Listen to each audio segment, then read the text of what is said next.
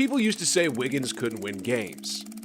Not a big fan of saluting young players that score and it doesn't turn into wins. A quick Google search with Andrew Wiggins and the word bust will bring up a ton of old talks about him being a borderline bust case or disappointment.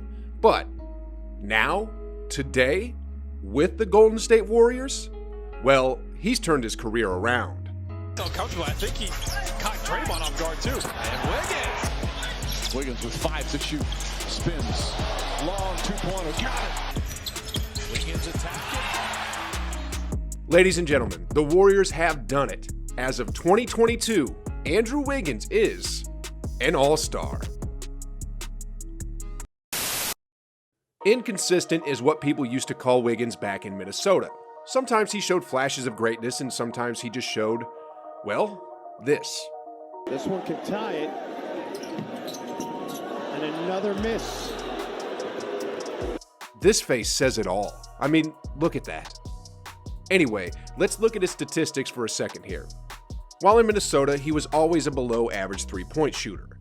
His field goal percentage seemed to have peaked in his second year, and from there, every year, it just sort of kept declining. But in his first year with the Dubs, what happened?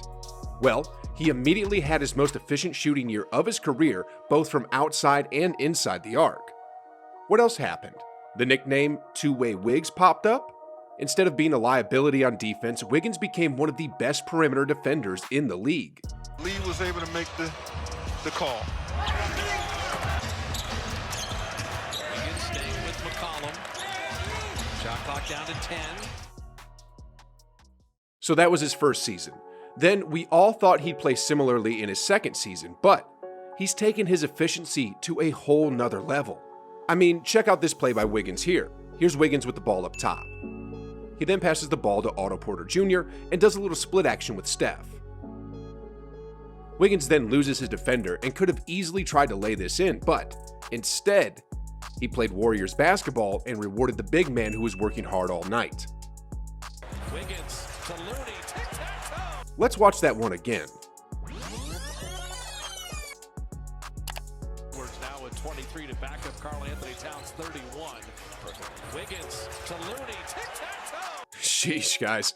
Whether it's outside shooting, attacking the basket, making plays, or defending the opposing team's best player, Wiggins has been doing it all and 100% deserves that all-star starting nod. I mean, if we just take a look at his efficient field goal percentage of 55.8 this year and compare it with another star in the league like Paul George, Wiggins is currently more efficient than Paul George ever has been in his entire career, even including that one year where PG-13 made that All-NBA first team. Anyway, here's what Steve Kerr had to say of Wiggins' first All-Star appearance. One of the proudest moments just to see what Wiggs has done since he got here a couple of years ago. The journey he has traveled has been rocky at times, and to see how hard he's worked and to see all the work rewarded, just could not be happier for him. The whole organization is glowing right now because of what Wiggs has meant to us, but more importantly, just the way he carries himself. Just a wonderful guy, and he deserves this, and we are all thrilled. The Golden State Warriors are doing the impossible, guys. And it doesn't stop with Wiggins either. Next off, I want to talk about this dude. It was a sure layup for Anthony Edwards, but he didn't stop the play. Oh, Poole driving with a... Sheesh. Did y'all see that? This dude sliced through the whole Timberwolves defense. And the truth is, Jordan Poole has been a Swiss Army knife for the Warriors all year. It's crazy that the Warriors are turning the 28th pick from the 2019 draft into one of the elite combo guards in the league. I mean, out of all qualified players, JP ranks 4th overall in free throw percentages, right behind Steph Curry, who's 3rd, and the thing is, Poole's learning how to get to the line as well. Against Portland in December, he went 8 for 9 from the line, then against the Knicks just a few days later, he went 13 for 13, and then just recently against the Timberwolves, Jordan Poole went 6 for 6. People are talking about Tyler Herro a ton, and for good reasons. Herro is a flat-out baller. But if you just compare the two of them in terms of efficiency, Poole is actually taking the lead. If we compare effective field goal percentages, which take into account the fact that threes are worth more than twos, Tyler Herro is shooting the ball at 50.5%, while Poole is at 53.3%. I mean, check this out. This is Poole up top. Poole is about 6'4", and here he's being guarded by the 6'10" Maxi Kleber. Using a series of nifty dribble moves and hesitations, Poole finishes at the rim with his left hand. just missed it. Unforced error there. Doncic had a good look. Oh, a little hesitation. Man, talk about skills. Anyway, here's what Klay Thompson had to say about Jordan Poole recently. When you see a player care that much and you see him care about his performance, that's what really impresses me. I'm not surprised by his growth because he's an extremely hard worker. He's only going to get better. The kid's only 22. He's going to be really good for a really long time. My goodness, guys. We just talked about Andrew Wiggins becoming an all-star, and the crazy thing is, Jordan Poole isn't that far off from joining the all-star club. I mean, with the way that Poole has been progressing in his career, by averaging 8.8 points in his first year, to 12 in his second year, and now to almost 17 in his third year, I wouldn't be surprised if Poole becomes an all-star next season. Just like Draymond, who was picked 35th overall, the Warriors are doing the impossible again by turning another late-round draft pick into an NBA star. Anyway, last off here, the Golden State Warriors are doing the impossible again with Klay Thompson. Many players aren't the same after coming off an MCL injury. Many players never really play basketball again after an Achilles injury. Well, Klay Thompson had both, and in his post-injury return, he's been looking like a beast. I mean, A very unselfish Minnesota team. Klay looks better every time we see it. Snaps a three. want to see more? Well, here you go.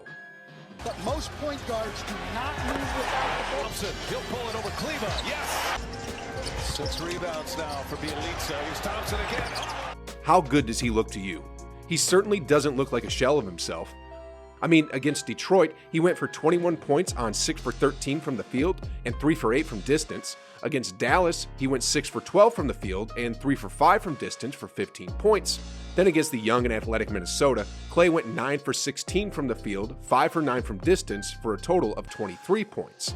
He did lay one goose egg against Indiana, but aside from that one game, he's been looking pretty darn good. And with every game he plays, he seems to be getting more and more of his NBA rhythm back. And it's just a matter of time before he regains his all-NBA form. With Klay back in the mix, that gives the Warriors 4 legit 20 points per game scorers. Steph Curry is leading the helm, followed by Klay, then Wiggins, then Poole. That's pretty scary, guys. Anyway, moving on here. There's just 2 more impossible things that the Warriors gotta do this season to practically secure the 2022 championship. They need Draymond Green back. As good as the Warriors are, in order to win it all this postseason, the Warriors need Draymond Green. He's the glue that holds the Warriors together. I can show highlight after highlight of Draymond's impact on the game on both offense and defense, but the thing is, it would still do the man injustice because his impact goes way beyond the stat sheet or any specific play. Zach LaVine said it best after the Olympics when he said of Draymond, "He was the best teammate you could have for a guy in our situation. He was the leader of the team. Obviously, we know Kevin Durant was the best player, but without Dre, we wouldn't have won.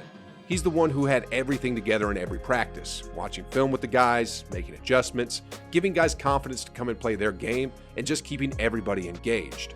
And then LaVine added, "You can really see why the Warriors are so good. He's the glue guy. He's the one who makes everything run.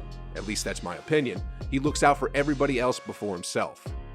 Anyway, after Draymond, the last impossible thing the Warriors need is for James Wiseman to return.